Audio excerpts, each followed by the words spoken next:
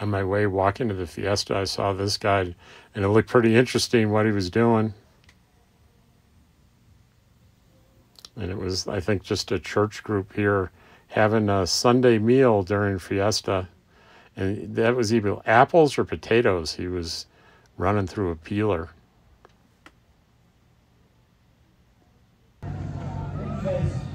So this is the Mora Fiesta that had been going on all weekend, and I tried to look online about the history of it, and I really wasn't able to find much, but it's definitely a local event, and people are pretty enthusiastic about it.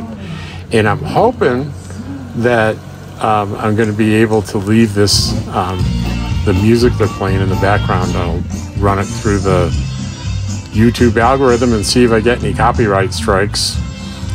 And if I do, I'm going to have to, you'll just hear my narration with no background noise. But it was a fun atmosphere. People were in a really good mood. And well, hang on. I think I'm going to, as I swing the camera onto the right, you'll see these kids in these big bubbles in this pool. It looks like they're having a blast. But there are all sorts of food vendors and all sorts of other things being sold here, kind of little artistic trinkets and things like that are for sale. And again, everyone seems so friendly and having a good time. But lots of food. And I didn't try any of the food here because I had my heart set on a restaurant across the street that I'd seen several times. So when we're finished here, we're going to go right over there. And I'm actually going to, by accident, just run into the owner of the place. It was pretty neat. Again, people are so friendly and kind in Mora.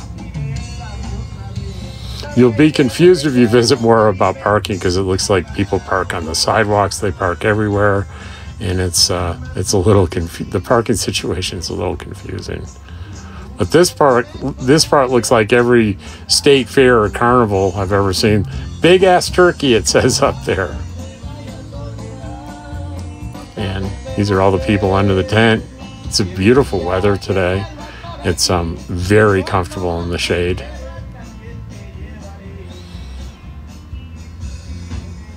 Funnel cakes, I saw that. So here we are at Hatch's Cafe.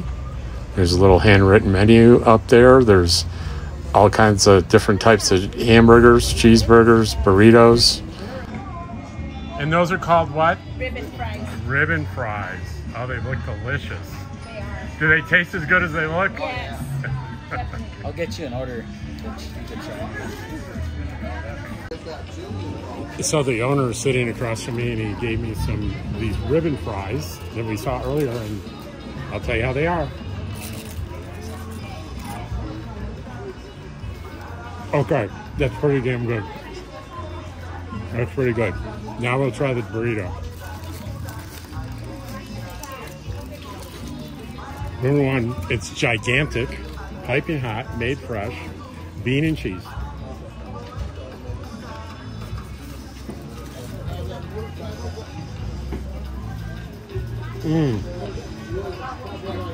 It's so good. And so much food for the money. So give it 5 stars. If you're in Mora, come here.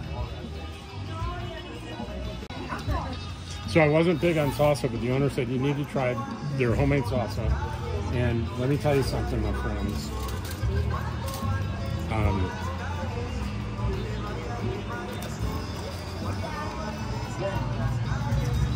It's really, really good.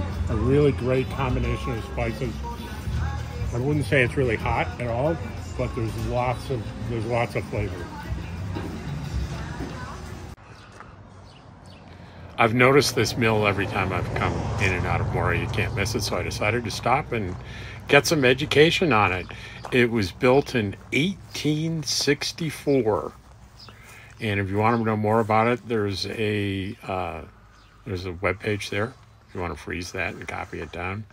But you can tell it's really old. It was it produced ground grain and flour, and it supplied a nearby Fort Union, and it operated until 1922. Here's another thing you can freeze and blow up and read if you're interested. And here's, I'll just take some close-up of this wheel. And the water looks, you know, it's pretty deep there. It looks, down to the bottom, it looks like about 7 feet, 7, 8 feet, something like that.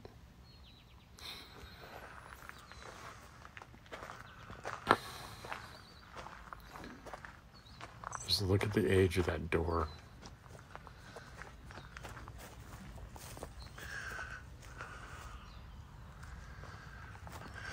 I noticed another historic sign over here. This is about the guy that founded the mill. And again, you can freeze that and read the whole thing if you'd like to. Then I was just kind of taken aback by how beautiful it was right around Mora. You can see why, with the beauty of this land and the Mora River running through it, you'd see why people settled here. And I think, if I'm not mistaken, back then in the late 1800s, this was just one of 3 mills that were here. And here's a little, on the other side, a little something about the mill.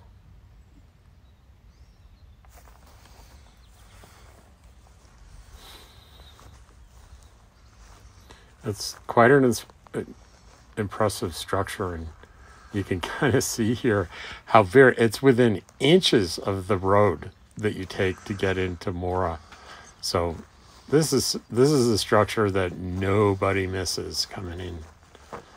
And on that webpage, it shows that they're trying to raise money to restore it.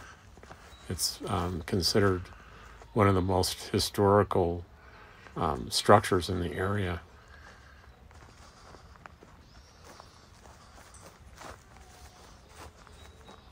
So check this out. That's the edge of the road, the main road coming into town. I mean, it may not be 6 inches, but it's only a few, maybe 3, 4, 5 feet, maybe. And there's my truck. And I'm going to get in and head back to camp. You know, again, I wanted to, as I'm driving out of town, show you just how beautiful this countryside is right outside of Mora. And this little stretch here just shows how lush it is, you know, with these big trees, big full trees. And the middle of Mora outside Main Street is a lot like this. Just a lush landscape. So this is on the way back. About a quarter of a mile back, a guy started flashing his lights at me pretty frantically, and I wondered, is it a speed trap or something? No, definitely not a speed trap. A cow crossing. There they all are. Guess it's a warning to be kind of careful on this road. You never know. I was thinking, there's no way there's a speed trap way out here. And I was right. It wasn't a speed trap. We're waiting for every last one. And that's going to wrap up the video today with the cows. Thanks for joining me on my trip to the Mora Fiesta.